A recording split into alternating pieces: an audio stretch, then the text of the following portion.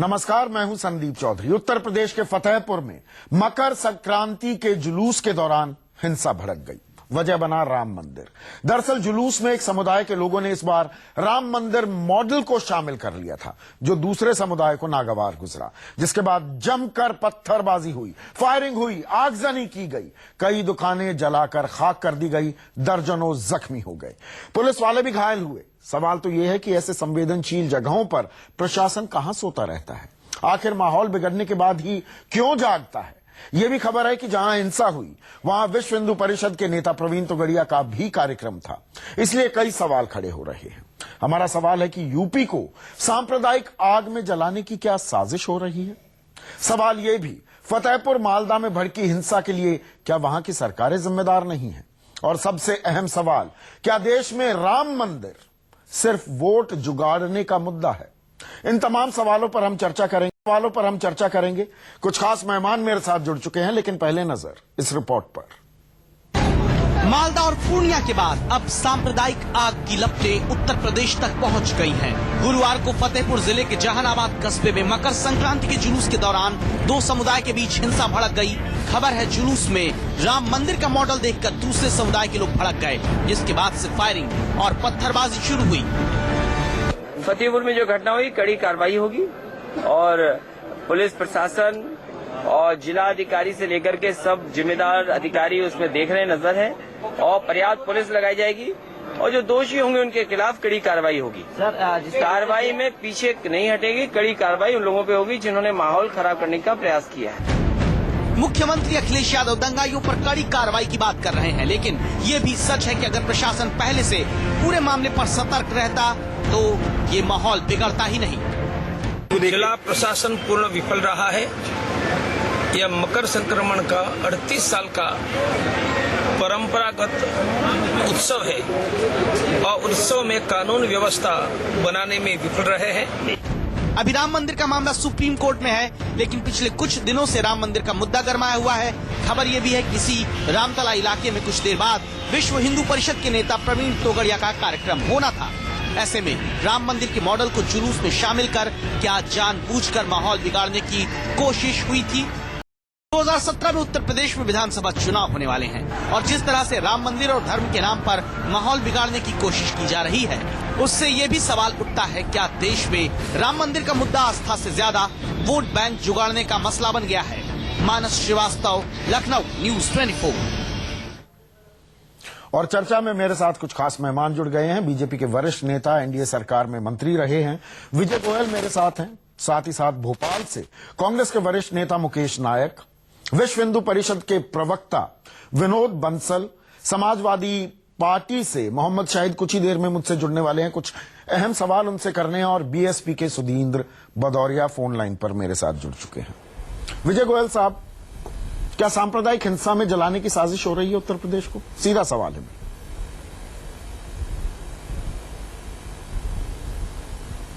विनोद बंसल, आप दें इस बात का जवाब। विजय गोयल तक आवाज नहीं जा रही है।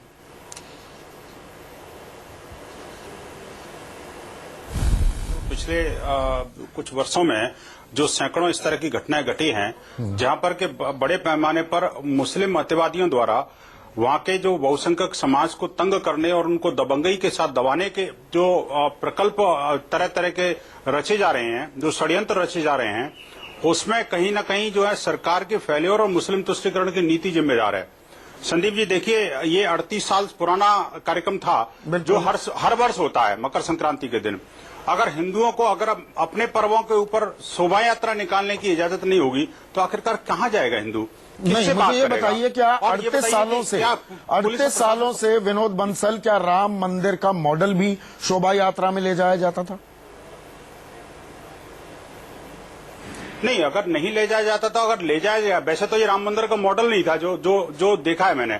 लेकिन बात यह है कि वो प्रश्न वो नहीं है कि राम मंदिर का मॉडल ले जाया जाता नहीं ले जाया जाता। राम मंदिर के मॉडल से किसी को आपत्ति क्यों होनी चाहिए? क्या राम इस देश के नहीं है? क्या राम मंदिर का मॉडल कोई मक्का मदीना में ले जाया जाएगा? पहली बार क्यों ले जाया गया? बात कही संदीप जी, 38 सालों में पहली बार क्यों? उसमें मैं कहता हूं पहली बार ले जाए तो उसमें दिक्कत क्या है? नहीं, मैं कहता हूं, देखिए, वैसे विश्व हिंदू परिषद का प्रोसेसन नहीं था, मैं आपको बताऊं। और हमने कोई ऐसा कोई योजना पूर्वक ऐसा किया नहीं। लेकिन अगर कोई मान लो राम मंदिर का मॉडल लेके भी जाता है तो क्या राम मंदिर का मॉडल अछूत है? इस देश के अंदर कानूनी रूप से प्रतिबंधित है। उससे कोई सांप्रदायिक भावना भड़कती है क्या? अगर किसी की भावना मैं भड़कती है आपको तो थोड़ा मुझे सा लगता है उस देश में रहने और का दर्शकों अधिकार को नहीं है भी उस व्यक्ति देखिए, अगर राम सारे मंदिर से तथ्य राम हमारे से सामने प्रेम होने करता है। चाहिए। सारे तथ्य हमारे सामने होने चाहिए। कल ये शोभा यात्रा निकलती है सुबह 9:30 बजे। विवाद किस बात पर शुरू होता है? अपनी आस्था का इजहार करने का पूरा हक है, पूरी आजादी है, और कोई भी लंपट तत्व अगर उसमें विघ्न डालता है तो उसकी भर्त्सना होनी चाहिए। लेकिन फैक्ट्स भी सामने आने चाहिए। विनोद बंसल, 9:30 बजे जब शोभा यात्रा निकलती है, पहले तो वहां डीजे बज रहा था, फिर एक जगह तार काटी गई क्योंकि डीजे जिस टेम्पो पर ये डीजे लगाया गया था वहां तार नीचे थी, वो तार काटी गई, उस पर आपत्ति होने लगी, उस पर कहासुनी हुई। अब इसे सांप्रदायिक फिजा बिगाड़ने के लिए इस्तेमाल करना कितना जायज है? मैं ये संवेदनशील मुद्दा है विनोद बंसल, आप अप्रिशिएट करें। तार किसकी? मैं समझ रहा हूँ। नहीं, मैं बिल्कुल ठीक है। मुझे ये जो फैक्ट आप बता रहे हैं मुझे उसकी जानकारी नहीं है। लेकिन मुझे बताइए, वो जो डीजे था वो क्या शोभा यात्रा आयोजकों का था या मुस्लिम समुदाय का था? वो शोभा यात्रा के आयोजकों का। ठीक है, अगर मान लो डीजे का तार उन्होंने काटा या उन्होंने लगाया, ये तो उनका मामला है। इससे क्या फर्क पड़ना? इससे सांप्रदायिक तलवारें वहां पर लहराई जा रही भड़क सकता है। थी। इस शोभा यात्रा में तलवारें लहराई जा रही थी। क्यों? नहीं, मैं कहता हूं तलवार लहराता है तो कोई शौर्य का प्रतीक का कोई मार तो नहीं रहा था, किसी ने हमला तो नहीं किया तलवार से। मैं एक और बात कर रहा हूं आपको। मान लो देखिए, हमारे सभी देवी देवताओं के हाथ में तलवारें हैं, अस्त्र शस्त्र हैं। दोनों तरफ से गोलियां चलती हैं। नहीं, उनको भी बैन कर दो जी। दोनों तरफ से गोलियां चलती हैं, बंदूकों का क्या काम? वो गलत है। अब ये देखना नहीं, ये देखना पड़ेगा कि गोलियां स्टार्ट किसने करी, आखिरकार पथराव उन धर्म से क्यों हुआ, आखिरकार गोलियां उन धर्मस्थलों से क्यों चली, ये देखना पड़ेगा ना जी अपने को। मुझे नहीं पता। आप इसको आपके कनेक्शन में थोड़ी दिक्कत आ रही है विनोद बंसल, लेकिन विजय गोयल मेरे साथ जुड़ चुके हैं। विजय गोयल साहब, देखिए ये संवेदनशील मुद्दा है। शोभा यात्रा निकाली जाए, पूरा हक है, 38 साल से निकाली जा रही है। उसमें राम मंदिर का मॉडल होना, तलवारें लहराई जानी, डीजे का इस्तेमाल होना। मैं सिर्फ एक पक्ष की बात नहीं कर रहा हूं, दूसरे पक्ष से पत्थरबाजी होती है, कहासुनी होती है, वो भी उतना ही निंदनीय। जानबूझकर सांप्रदायिक आग में धकेलने की कोशिश है क्या उत्तर प्रदेश को? और ये कई जगह हमने होता देखा है। जहां चुनाव आते हैं या आने वाले होते हैं, वो मालदा की बात हो, पूर्णिया की बात हो, हमने स्थानीय निकाय चुनावों में उत्तर प्रदेश के और इलाकों का हाल देखा है। उससे पहले ही ये सांप्रदायिक फिजा बिगाड़ने की कोशिश क्यों? क्या ये सांप्रदायिक सौहार्द बिगाड़ने की कोशिश नहीं है? सीधे सीधे नहीं, पहली बात तो मैं नहीं इस बात से सहमत हूं कि हर शोभा यात्रा को या हर किसी इवेंट को आप ये समझ लें कि सांप्रदायिक सौहार्द बिगाड़ने के लिए है। ये देश इतना कमजोर नहीं है कि एक आधी घटना से कोई सांप्रदायिक सौहार्द बनता और बिगड़ता है। और इसके लिए मैं समझता हूं कि उसके पीछे भावनाओं को देखना जरूरी है। इसलिए हम लोग कई बार करते हैं कि डिस्प्रपोर्शन ढंग से इन चीजों को उठाते हैं और फिर कुल मिलाकर आप जैसे देखिए, राम मंदिर पर कोई बयान आ जाता है तो ऐसा लगता है कि मानो राम मंदिर बन गया हो, जबकि भारतीय जनता पार्टी ने शुरू से, उसके हर नेता ने यह स्पष्ट किया है कि जो राम मंदिर है उसके साथ हमारी भावनाएं जुड़ी हैं और हमारी क्या करोड़ों लोगों की भावनाएं जुड़ी हैं, पर वो जो है सबकी सहमति से बनेगा या फिर सुप्रीम कोर्ट के निर्देशानुसार होगा। तो ऐसा नहीं है, किंतु एक किसी का छोटा सा बयान आने के बाद भी उसको ऐसा तोड़ मरोड़ के पेश किया जाता है कि शोभा यात्रा में राम मंदिर का मॉडल पहली बार क्यों लाया गया? शोभा यात्रा में शोभा यात्रा क्या फर्क पड़ता है अगर लाया गया? हाँ। मैं आपसे पूछता हूं, अगर मॉडल लाया गया तो उससे क्या फर्क पड़ता है? बातें जुड़ती हैं ना फर्क क्या पड़ता है? विजय गोयल साहब, बातें जुड़ती हैं। फिर राम तलैया मंदिर में जहां पर शोभा यात्रा खत्म होनी थी, सुनिए ना, ये दर्शकों को भी समझने दीजिए, जहां ये शोभा यात्रा खत्म होनी थी वहां पर विश्व हिंदू परिषद के प्रवीण तोगड़िया मौजूद थे। स्थानीय एमपी जो केंद्र में मंत्री भी हैं, साध्वी निरंजन ज्योति, उनका भी एक भाषण होना था। ये बातें जुड़ती नहीं है क्या? नहीं, वो जोड़ने की जरूरत क्यों है? सोमनाथ का मंदिर का जीर्णोद्धार हुआ तो क्यों नहीं बातें जुड़ी? आप बता सकते हैं बात को जी? सोमनाथ मंदिर का जीर्णोद्धार हुआ, आज किसी मंदिर का जीर्णोद्धार कभी आप सरकारी तौर पर कर सकते हैं क्या?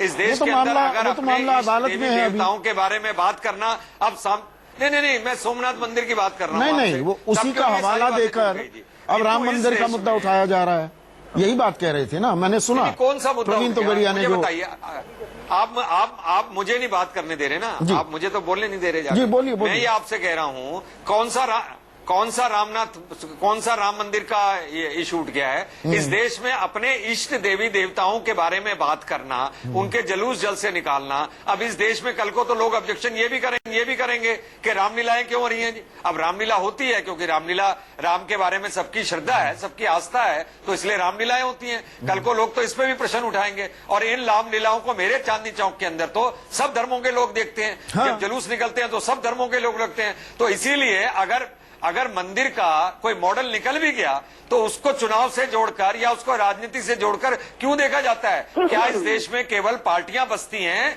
या इस देश में करोड़ों लोग और भी हैं जो पार्टियों से अलग अपनी आस्थाओं पे विश्वास रखते हुए अपने अपने धर्मों के अनुसार अपनी पूजा अर्चना करते हैं? उनको करने दीजिए। मुकेश नायक, मेरे सवाल का जवाब नहीं मिला। कौन इंकार कर रहा है उससे? मुकेश नायक, मेरे सवाल का अभी भी जवाब नहीं मिला। आस्था का इजहार पूरा हक है, शोभा यात्रा निकालने का पूरा हक है, शांतिपूर्ण तरीके से निकले, 38 साल से निकलती आ रही है, लेकिन 38वें साल यानी कि आज राम मंदिर का मॉडल क्यों लाया जाता है? उसमें उस शोभा यात्रा में राम मंदिर का मॉडल क्यों लाया जाता है?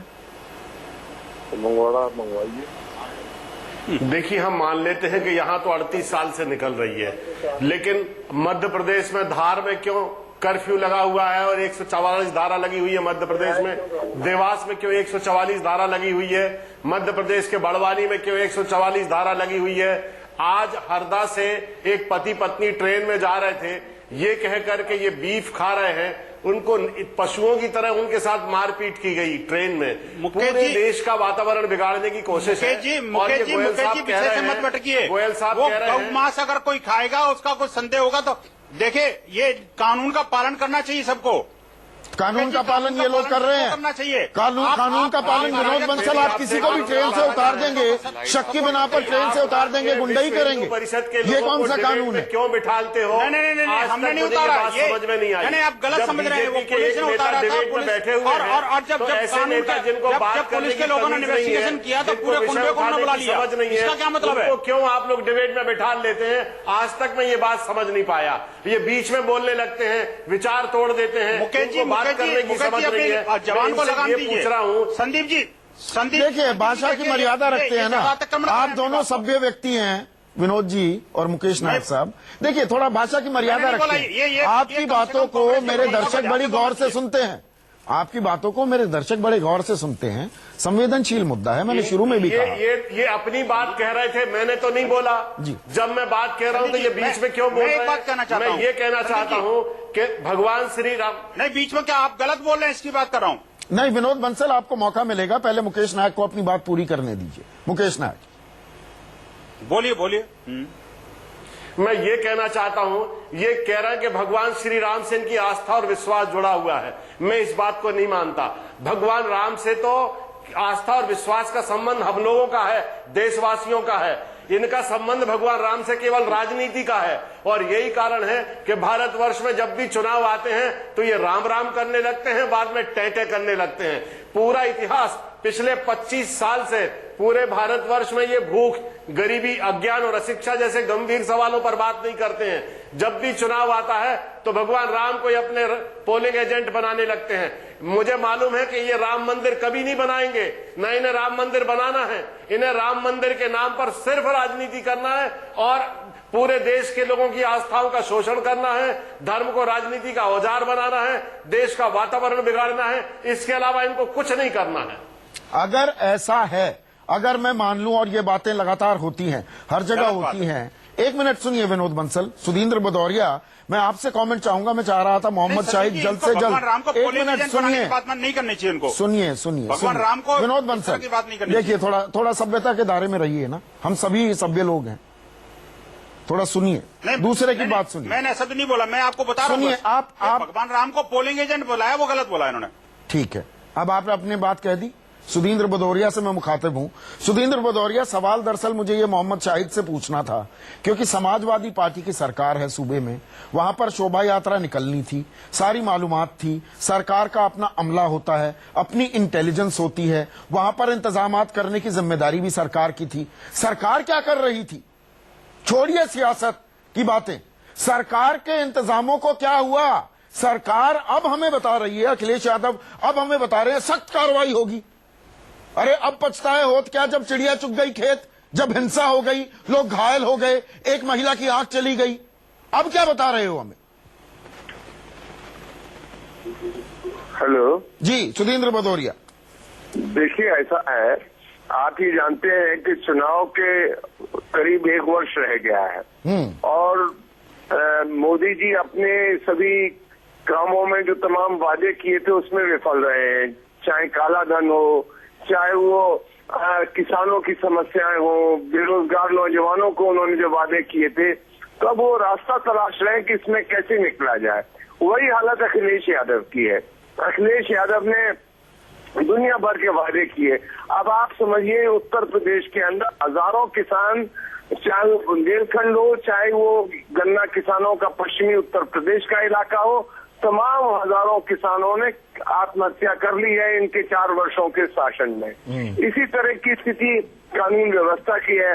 सांप्रदायिक दंगे का हाल ये है कि 200 से ऊपर ज्यादा दंगे हो चुके हैं और 1 लाख लोग केवल मुजफ्फरनगर में बेघर हो गए, जो दर भटक रहे हैं। आज सर्दियों के अंदर 1 साल 1.5-2 साल होने जा रहा है, उनको कोई राहत नहीं मिली है। मैं कहना चाहता हूं कि ये लोग जन समस्याओं को सुलझाने की जगह उनको सांप्रदायिक टकराव देकर कोई राह तलाश रहे हैं। पर उत्तर प्रदेश के लोग सचेत हैं, सावधान हैं और इन दोनों लोगों को मैं कह देना चाहता हूं, जो मोदी जी का झंडा उठाए हुए हैं और जो मुलायम सिंह जी का झंडा उठाए हुए हैं, उत्तर प्रदेश के लोग इनके बहकावे में आने वाले नहीं है।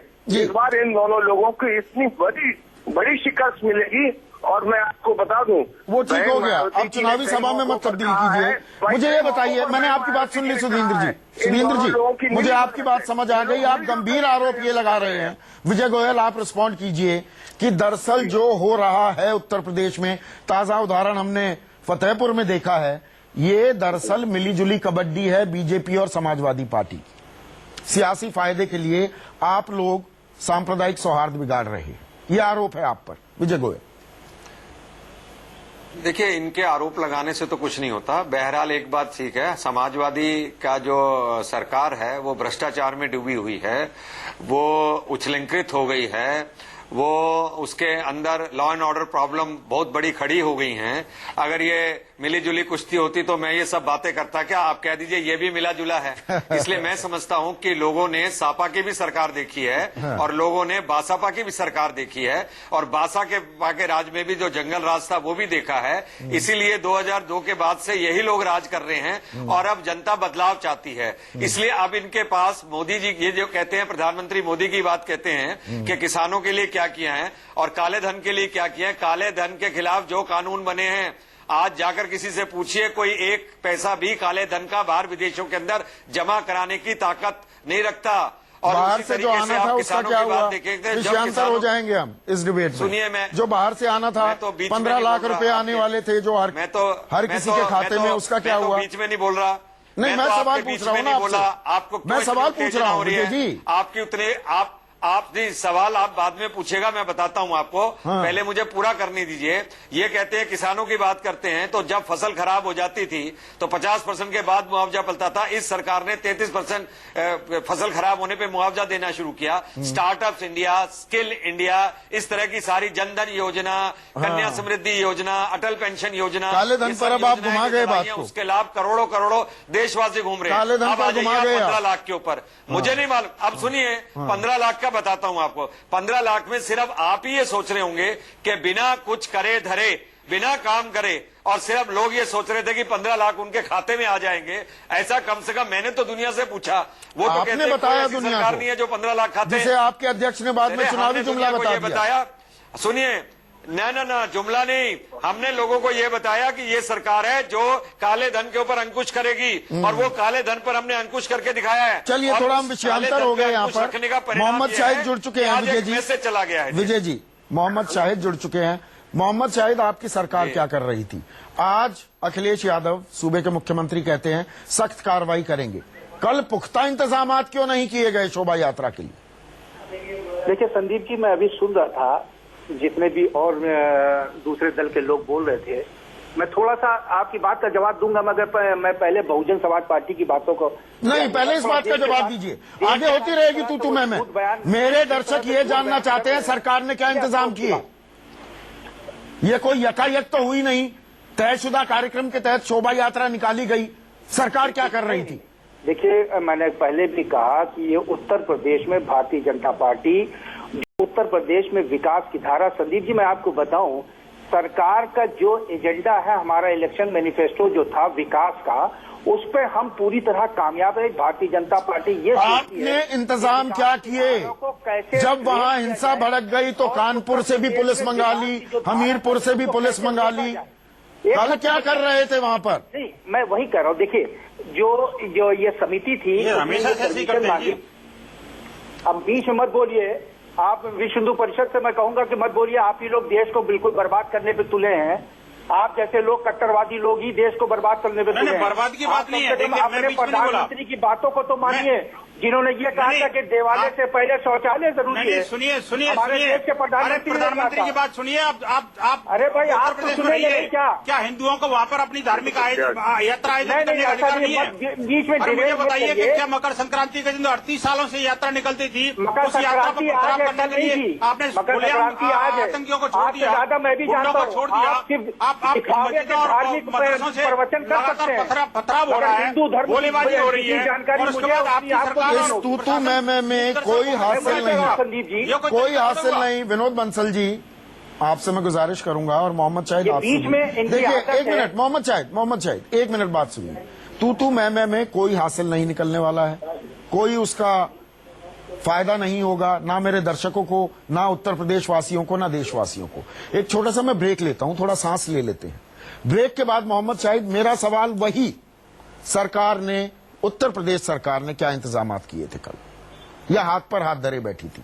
भगवान भरोसे था प्रशासन। बात कर रहे हैं कल फतेहपुर में शोभा यात्रा जो निकाली गई, उसके दौरान जो हिंसा भड़की, ये सांप्रदायिक हिंसा थी क्या? ये साजिश थी क्या? क्या चुनाव से जोड़कर देखा जा सकता है? इस घटना को माहौल जानबूझकर बिगाड़ा जाता है क्या? हमारे साथ बीजेपी के वरिष्ठ नेता विजय गोयल, विश्व हिंदू परिषद के कांग्रेस के वरिष्ठ नेता मुकेश नायक, बीएसपी के सुधींद्र भदौरिया जुड़े हुए हैं। मोहम्मद शाहिद से कनेक्शन फिर खराब हो गया है, जबकि सबसे जरूरी सवाल उन्हीं से पूछना था। पर मुकेश नायक, क्या सरकार की जिम्मेदारी नहीं है? अभी छोड़ दीजिए सियासत, एक शोभा यात्रा निकलनी है, तयशुदा कार्यक्रम है, आपको मालूमात है कि हिंसा भड़क सकती है, वहां पर कुछ दिक्कतें पेश आ सकती हैं। सरकार क्या कर रही थी? यूपी सरकार की जिम्मेदारी नहीं है क्या? नहीं सर, बिल्कुल जिम्मेदारी है उत्तर प्रदेश सरकार की। दंगाइयों को अच्छे डंडे लगाने चाहिए थे, जेल में बंद करना चाहिए था, और उनको पूरा कोर्ट के सामने उनको जेल में डाल के उन पर केस लगाने चाहिए थे, ताकि दोबारा कोई ऐसी हरकत न करे। देश में शांति होगी, देश में अनुशासन होगा, देश की आर्थिक और सामाजिक प्रगति होगी, तो देश आगे बढ़ेगा। किसी भी कीमत पर इन दंगाइयों को, चाहे वो मुस्लिम दंगाई हो चाहे हिंदू दंगाई हो, किसी भी कीमत पे इनको, मुल्क को बर्दाश्त नहीं करना चाहिए। और अब तो ये ट्रेंड बन रहा है पूरे देश में कि आइडेंटिफाई कर लो कि कौन हिंदू सांप्रदायिक लोग हैं, कौन मुस्लिम सांप्रदायिक लोग हैं, और समाज के अच्छे लोगों ने टारगेट करो। अब ये बात चल रही है पूरे देश में, ताकि देश में शांति हो, ताकि देश आगे बढ़े, आर्थिक सामाजिक समानता हो और आर्थिक और सामाजिक प्रगति हो। मुकेश नायक, मालदा में जो हुआ उस पर चुप्पी क्यों साध जाती है मुख्यमंत्री वहां की ममता बनर्जी? कांग्रेस भी बहुत सॉफ्ट हो जाए।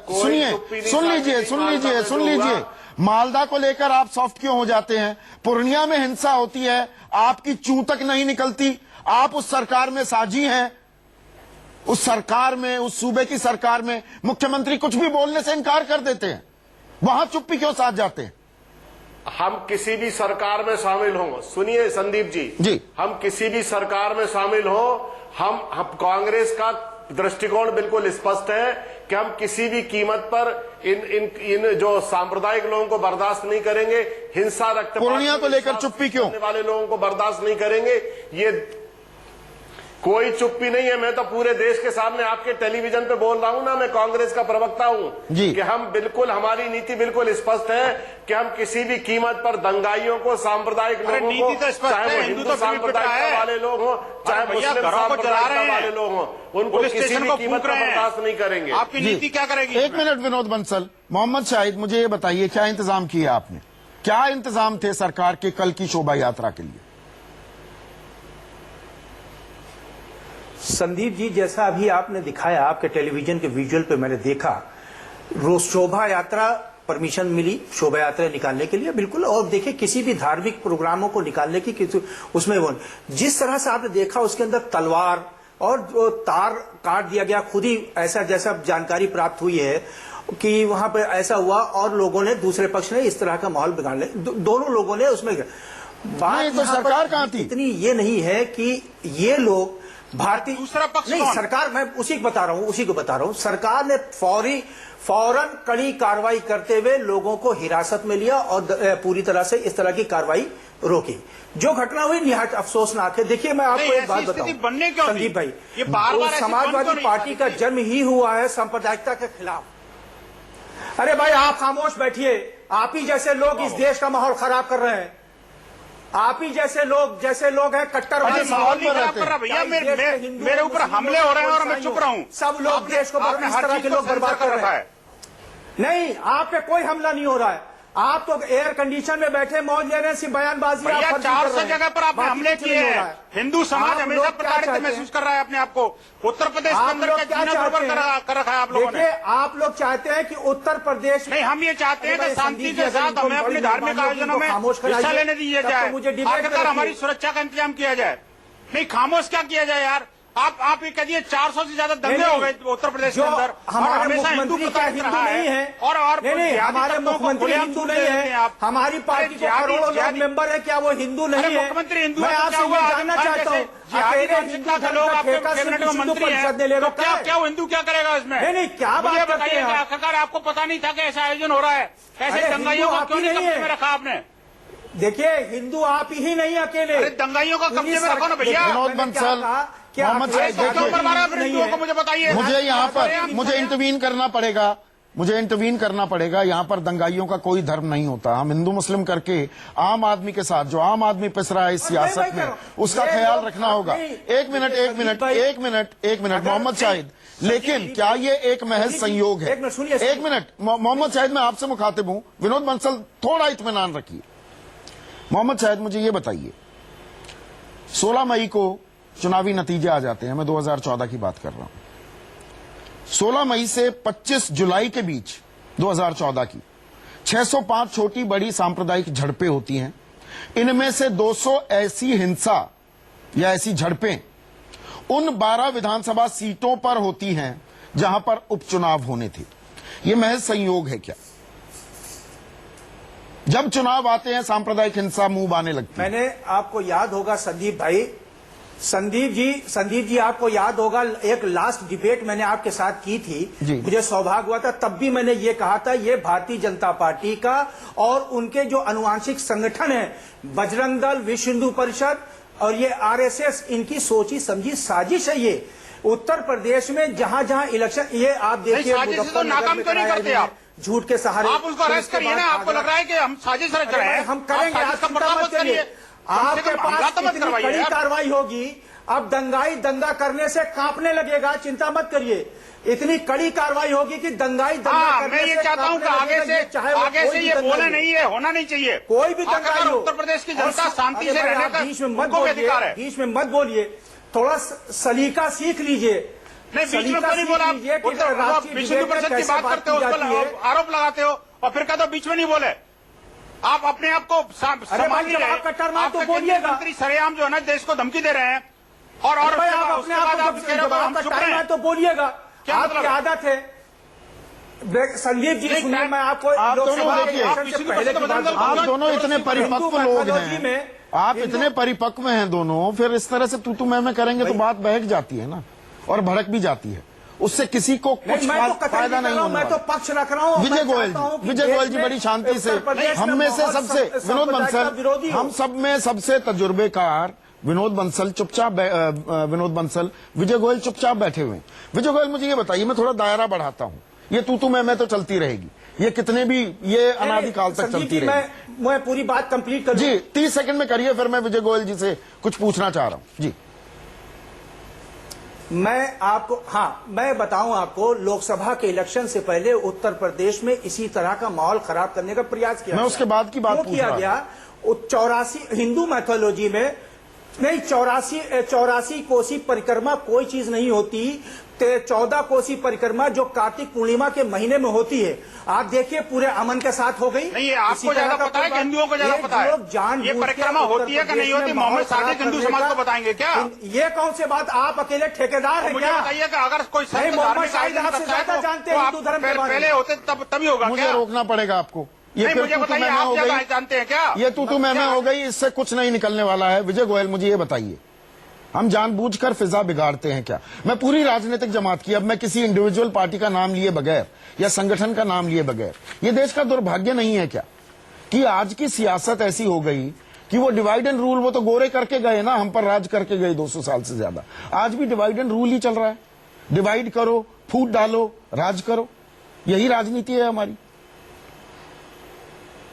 संदीप भाई, आप जो बात कह रहे हैं बिल्कुल ठीक बात है कि इस देश में सांप्रदायिकता का कोई स्थान नहीं होना चाहिए, किंतु मोहम्मद शाहिद भाई जो हैं एक के बाद एक आरोप लगाते जा रहे हैं और वो ये नहीं समझते हैं कि यही भारतीय जनता पार्टी उत्तर प्रदेश में से 80 में से 73 सीटें जीत कर आई है जी।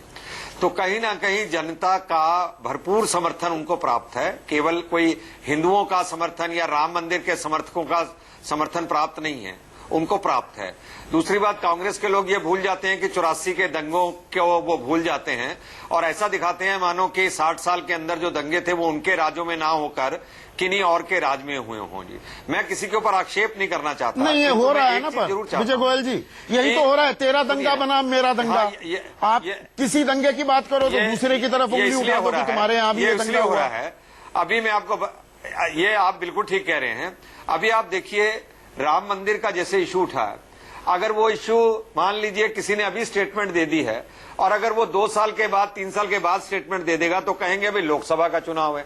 जिस देश के अंदर हर दूसरे महीने के अंदर किसी ना किसी राज्य में चुनाव हो रहा है, उसमें अपनी बात कहना भी अपराध सा बहुत सा हो गया है जी। उसी राज्य में हिंसा क्यों भड़कती है? तो इसीलिए ये इसी राज्य में इसलिए भड़कती है कि जिन लोगों के पास विकास के मुद्दे नहीं है, डेवलपमेंट का एजेंडा नहीं है, वो कहीं ना कहीं इसी बात को खींचते हैं। कोई मोदी जी की सरकार कोई राम मंदिर के ऊपर नहीं आई थी, आपको भी अच्छी तरह मालूम है, विकास के मुद्दे पर आई थी। तो उससे हमको मालूम है, हम तो विकास चाहते हैं, किंतु कुछ लोग उसको बार बार डिरेल करके सांप्रदायिकता की तरफ ले जाना चाहते हैं, जो कि गलत बात है जी। मुझे इतना ही कहना है और आप बिल्कुल ठीक कह रहे हैं, इसका कोई स्थान नहीं है। पर यहाँ पर अपने अपने गिरेबान में हम लोग झांक लें, इससे पहले कि जब हम टीवी में बोलते हैं कि हमारी कथनी और करनी में कितना फर्क है। बिल्कुल, यही आखिरी कमेंट मैं लूंगा मुकेश नायक आपसे। एक छोटा सा ब्रेक लेना है मुकेश नायक जी, और मोहम्मद शाहिद आपसे भी और विनोद बंसल, तीनों से मेरी गुजारिश होगी थोड़ा थोड़ा संक्षेप में जवाब दीजिएगा। आखिरी सेगमेंट है ये, तेरा कम्युनलिज्म बनाम मेरा कम्युनलिज्म, तेरी सांप्रदायिक हिंसा या मेरी सांप्रदायिक हिंसा। आज सबसे बड़ा सवाल में बात कर रहे हैं उत्तर प्रदेश के फतेहपुर में कल भड़की सांप्रदायिक हिंसा की। जब भी चुनाव आते हैं, जिस भी इलाके में हो, जिस भी सूबे में हो, वहां पर सांप्रदायिक सौहार्द क्यों बिगाड़ने की कोशिश की जाती है। मुकेश नायक, विनोद बंसल और साथ ही साथ मोहम्मद शाहिद, आप तीनों के पास 20-20 सेकंड है, छोटा छोटा सवाल, छोटा छोटा जवाब। मुकेश नायक, मेरा कम्युनलिज्म तेरा कम्युनलिज्म, ये कब तक चलेगा? आप गुजरात गिनाते रहेंगे, आपके विरोधी सिख विरोधी दंगे गिनाते रहेंगे, आप मुजफ्फरनगर का जिक्र करेंगे, वो मेरठ, मलियाना और भागलपुर का जिक्र करेंगे, ये कब तक चलेगा? संदीप जी, हजारों लोग तलवार, भाले, फरसे, त्रिशूल, गंडासे और देसी कट्टे लेकर जुलूस निकाल रहे हैं, ये धार्मिक लोग हो सकते हैं क्या? हमारे धर्म का ऐसा स्वरूप हो सकता है क्या? आप बताइए। देश की जनता ने इन्हें पूर्ण बहुमत दिया, इतना विश्वास इनके ऊपर किया, और ये लोग अपने ही देश की जनता से किस तरह का व्यवहार कर रहे हैं, इसको जायज कहा जा सकता है क्या? मोहम्मद शाहिद, मुस्लिम हितैषी, हिंदू हितैषी, ये शब्द कब तक इस्तेमाल होते रहेंगे?